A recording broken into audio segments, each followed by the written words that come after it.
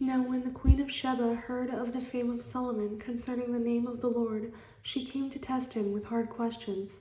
She came to Jerusalem with a very great retinue, with camels that bore spices, very much gold, and precious stones. And when she came to Solomon, she spoke with him about all that was in her heart. So Solomon answered all her questions. There was nothing so difficult for the king that he could not explain it to her.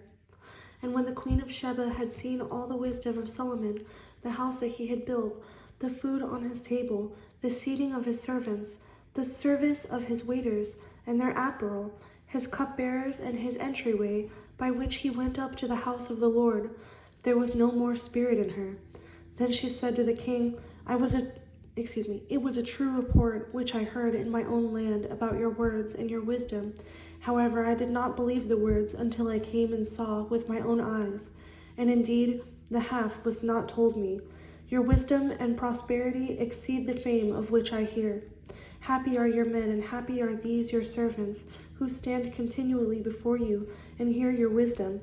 Blessed be the Lord your God, who delighted in you, setting you on the throne of Israel.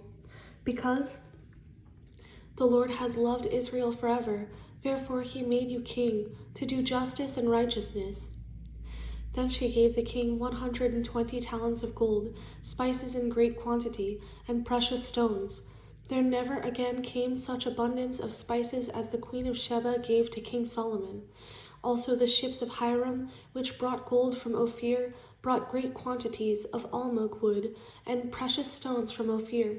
And the king made steps of the almug wood for the house of the Lord, and for the king's house, also harps and stringed instruments for singers.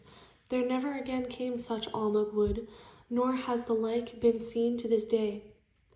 Now King Solomon gave the queen of Sheba all she desired, whatever she asked, besides what Solomon had given her according to the royal generosity. So she turned and went to her own country, she and her servants. The weight of gold that came to Solomon yearly was 666 talents of gold. Besides that, from the traveling merchants, from the income of traders, from all the kings of Arabia, and from the governors of the country. And King Solomon made 200 large shields of hammered gold, 600 shekels of gold went into each shield.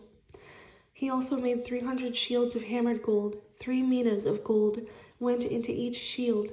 The king put them in the house of the forest of Lebanon.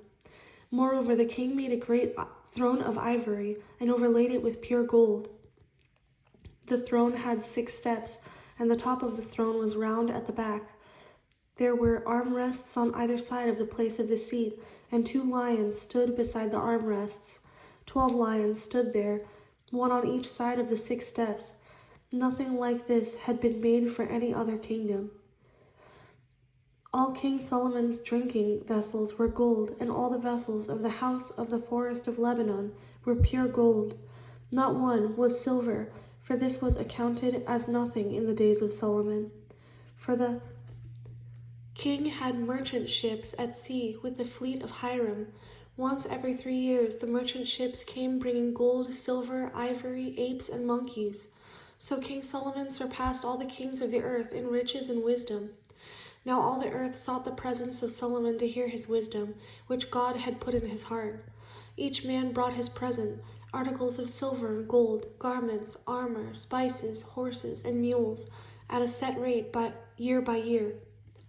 And Solomon gathered chariots and horsemen. He had 1,400 chariots and 12,000 horsemen, whom he stationed in the chariot cities and with the king at Jerusalem.